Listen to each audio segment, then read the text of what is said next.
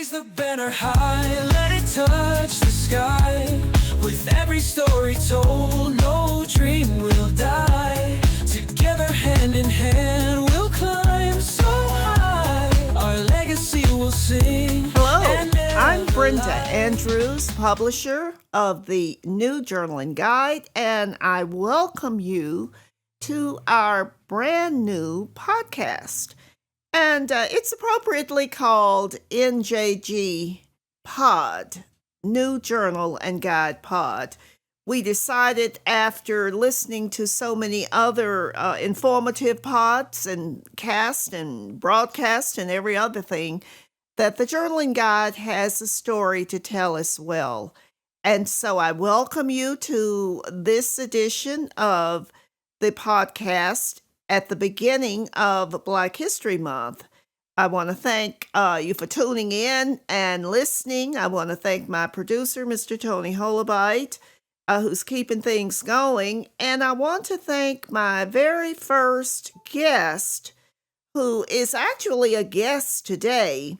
Going forward, I will have guest host, and he will return as a guest host. But today, he's here to talk with me about Black History Month, about his personal involvement as a historian of African American history and culture, a practitioner of history. Well, hi, Mr. Ernest Lowry. How are you? Well, good afternoon, Mr. Andrews. I appreciate that wonderful introduction.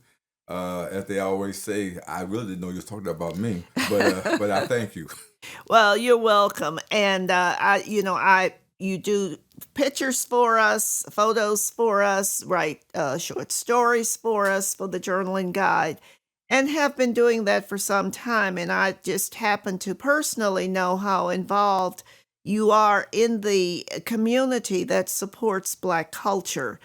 And so as we begin Black History Month 2025, I want us to talk today about the theme and about what it means to you, what it means for us to observe Black History Month. Before I do that, for those of you who may be listening and wondering how we got to Black History Month, which is observed annually during February. But it began as Black History Week by Dr. Carter G. Woodson, who was a historian back in the early part of the 1900s. And he said something and wrote quite a few books, but one book that you may remember, Mr. Lowry, and I certainly know that some of those who are listening would remember as well, is The Miseducation of the Negro. And The Miseducation of the Negro by Dr. Carter G. Woodson talks about the importance of educating Black people, and actually all people, but particularly Black people, who need to understand who we are, why we are, and what we are in order to be able to do what needs to be done. It was Dick Gregory who said, a man without knowledge of himself, and I'd like to say a woman and a man without knowledge of themselves and their heritage, is like a tree without roots. What does that mean to you at this point? Well, that's a very powerful statement, and also a true statement. And when you talk about the roots, you talk about the base. Mm-hmm. And generally speaking, whenever anything goes awry, whether it be sports or anything else, when you have problems, you always say, okay, let's go back to the root.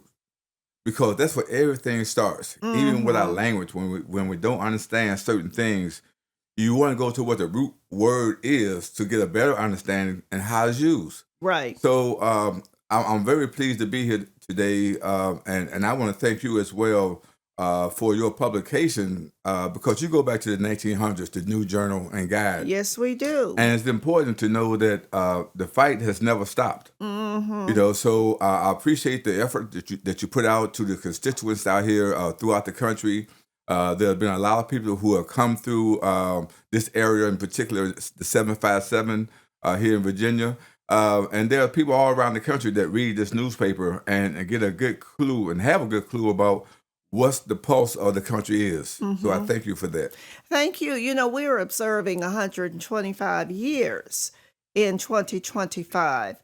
And I like to say that's nothing to sneeze at, because maintaining an institution like the Black Press, and in our case, the New Journal and Guide, requires many years of dedication, of resilience, of tenacity, and all those qualities that come into just keeping something going because it deserves to be kept going. And the Journal and Guide, as you said, we are the recorders of Black history. And what makes our Black history that we record so truly significant is that it is recorded on a weekly basis, day by day by day, week by week by week, month by month by month, in real time. So we're not looking back, we're looking at today and where it is and where it goes 50, 100 years or whatever from now. So, Black History Month has a theme. Every year, there's a theme that goes with Black History Month. And the theme that we have this year, the theme always comes from Dr. Woodson's association that he founded in Washington, D.C., the Association for the Study of African American Life and History. Some people refer to it as ASALA or something because that's a long name. But every year, those people who are part of the national organization come up with a theme. And this year, it's quite appropriate. It's always appropriate, of course, but this year, it's talking about labor and Black labor. And if there's any group of people, any race of people whose history is not steeped in labor and work, then it is the people of color who were brought here without their permission and without their consent to be laborers, to build this country and to begin to shape the form of it.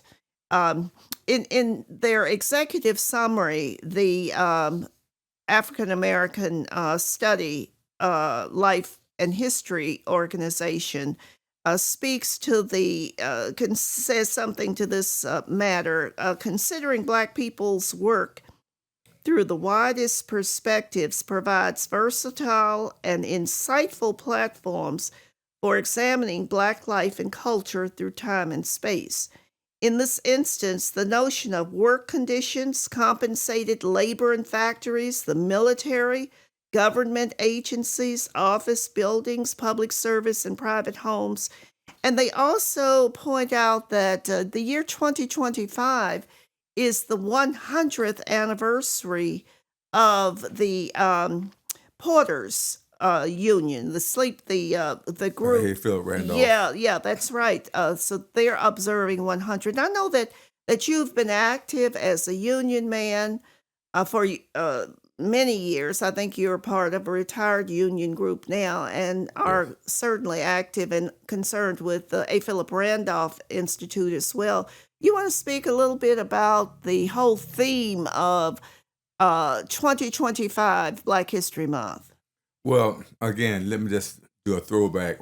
There's a saying that if you don't know where you're going, any road will get you there. That's true. And this has been the plight of African American people throughout, because when we came here, we didn't know where we were going. Mm-hmm. But yet we're the ones who provide the labor for the railroads, for just about everything is in existence because of the free labor. And there's the difference between the North and the South, why it was so important for Black folks to do what they do.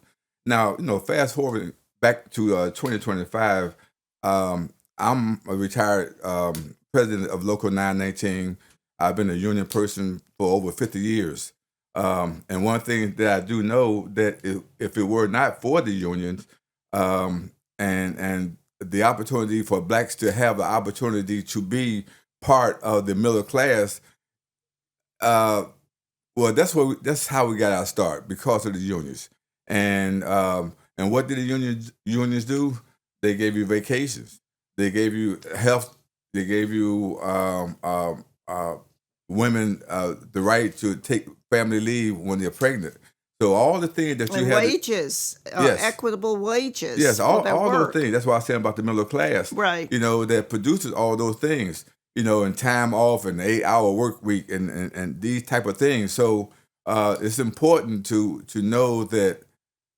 I think overall, when I talk to people out in the street, that they're a little complacent because they don't understand what unions are all about and the accomplishments that blacks have done in this country, which has been a plethora of things. Just by everything that you touch, there's a black hand in it. So I appreciate the opportunity that we have, the Black History and unions and people like the AFL-CIO, along with the AFL-CIO, that play a intricate role in our growth and the knowledge that it takes to pursue life and to have a clean, healthy life.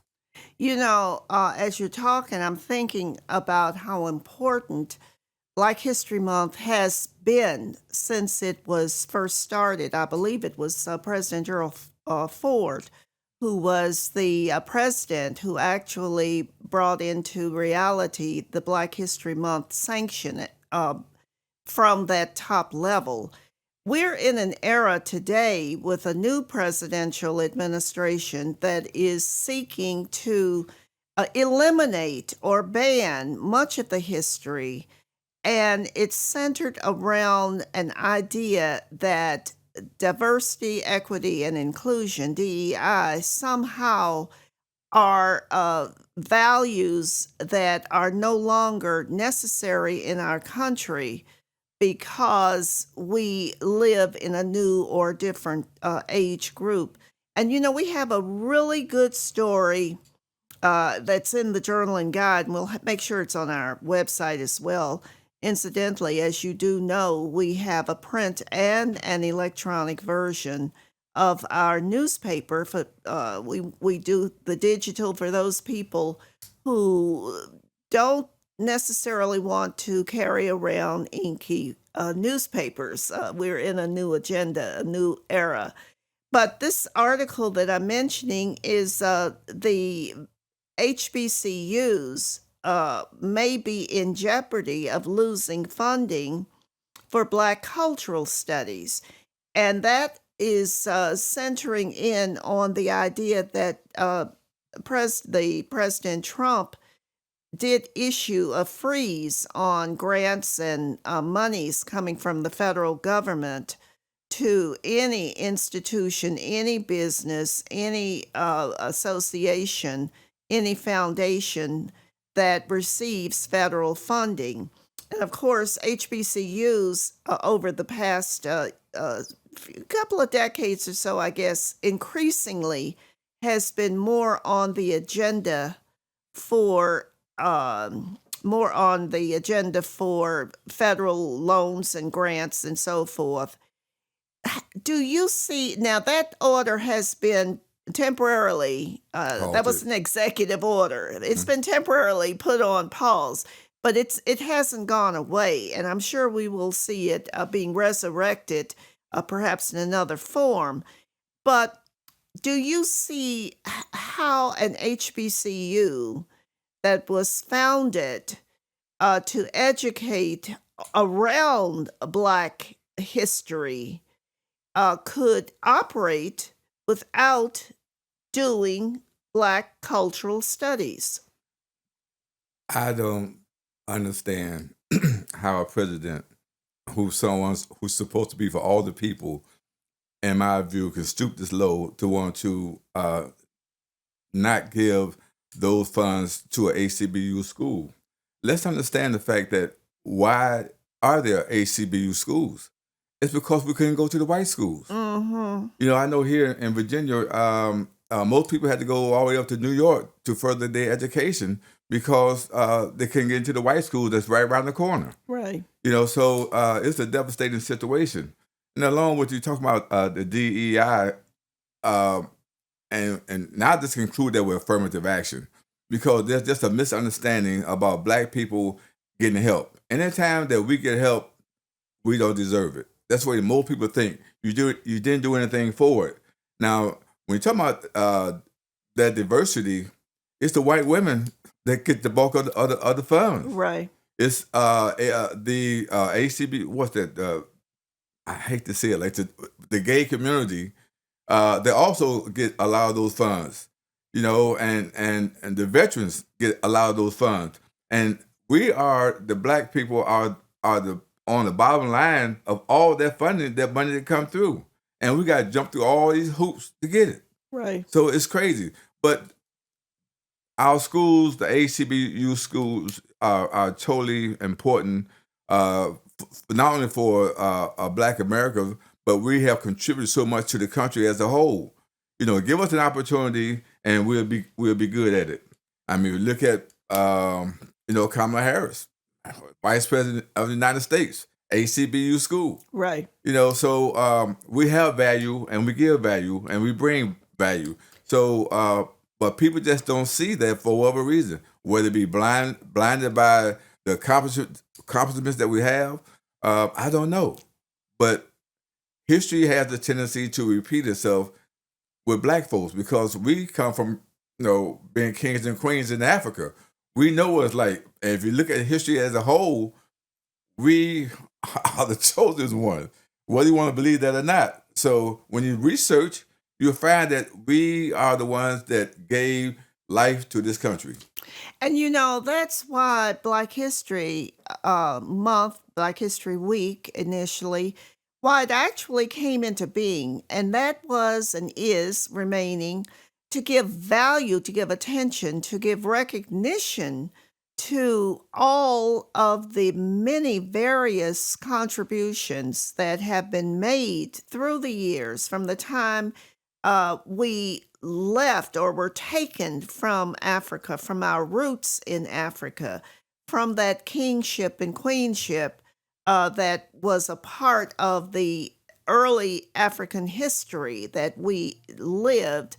But in being taken from it, we became a new species almost of people, because we were, as Black people, we were only Black in skin, but our cultures came from different parts of Africa. Our language came from different parts of Africa. And Ernest, when I think about the fact that our ancestors who came here from Africa were just brought over here based on the color of their skin and somehow expected to be the same, to communicate with each other, to be able to understand each other. And that was not the case. But we learned how to do that as we became a part of the American scene. We learned how to use our various cultural backgrounds that we brought with us to create a new culture that became African American culture. And I like to remind people who will use the term African American, speaking of Blacks in America prior to emancipation, we were not African Americans prior to emancipation. We were Africans in America. We were Blacks in America. We were not African Americans until the 14th, 15th, and 16th Amendments to the Constitution gave us citizenship and the right to have the life, liberty, and the pursuit of happiness that our Constitution demands of its government, of its foundation, of its people. So, Black History Month in 2025 takes on a whole, in my opinion, a whole special significance because there is an active force seeking to abolish almost the need for Black history, the strength of Black history, and the purpose of Black history. Would you agree with that, or you think? Well, absolutely. I think it was Malcolm X that coined the phrase, we've been hoodwinked, we've been bamboozled. Uh-huh. Now, take you, for instance, in your the New Journal Guide. See, your perspective is much more keener than the average person because you live Black history every day because you talk about it every day. You Right. produce it every day. So you understand the cluster of things that goes on in this country. And you can see how people look at you with slanted eyes about the things that you're trying to do. Always want to push you in the back of something. Always think that you're not prepared for certain things. But yet, if you look at this country and what Blacks have contributed to this country, a matter of fact, let me put it this way. I saw a video not too long ago with a white guy and said, "Oh, all this Black history stuff." So the guy said, "Well, I tell you what, we're going to take one day and see what it is that you can do and let you know what Black people have done." And most of the stuff is, involves inventions. He wanted, he was dark. He wanted to turn on the light. He said, "Oh, you can't turn on the light because it's the Black man that invented the filament." But George Washington, but Thomas Edison did it. But he didn't have the filament. He didn't have the longevity to make the light bulb work. So it's just so many things that we've done. And if you look at sports or anything that Black people have the opportunity to be a part of, we make it. We excel at it, and we're good at it. And that's a good thing. That's a good thing. And that's why we celebrate. Actually, at the Journal and Guide, as you so nicely said, we observe Black history day by day by day, 365 days of the year. That is our purpose and our reason for being. As we begin to wrap up our conversation here, that we have a story in the journaling guide in the current issue that is on the market about the effort by the Air Force to remove the history videos of the Tuskegee Airmen and of the WASP, who were the first white women pilots, to actually remove the videos from the training courses that new recruits take. Fortunately, that was ordered, but fortunately, that was ordered by the Air Force. But fortunately, the Secretary of Defense, our new Secretary of Defense, Hegseth, did reverse that order. And that was a good thing because you cannot eliminate the history of the Air Force. You cannot tell the history of the Air Force without telling the history of all of the components of the people, men and women, who made the Air Force what it is today. And certainly the Tuskegee Airmen, who were the first Black pilots reported on by the Black press back during World War II in the 1940s. Their history is a very important part that created and assisted and moved the country, our country, into the position of power that it now enjoys, as well as those white women pilots who were also removed from the history. But as I said, the good thing is there was enough backlash that came about as a result of that some people don't even know it even happened, because it happened and it unhappened very quickly within the first week of the new administration.